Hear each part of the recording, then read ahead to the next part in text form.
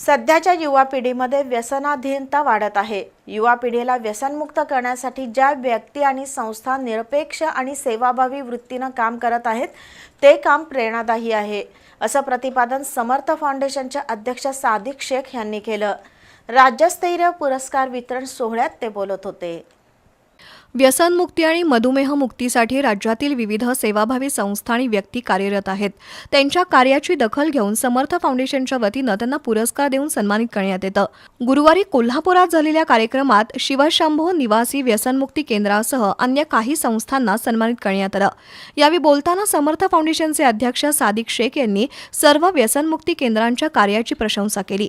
नव्या पिढीनं व्यसनांपासून दूर राहावं, सोशल मीडियाचा अतिरेक टाळावा असं त्यांनी आवाहन केलं। यावेळी सागर देसाई, प्रवीण तारळेकर, सुशांत भोसले, साहिल मुल्ला, नारायण पवार, BL माने, असलम शेख, सुहास पाटील यांच्यासह मान्यवर उपस्थित होते।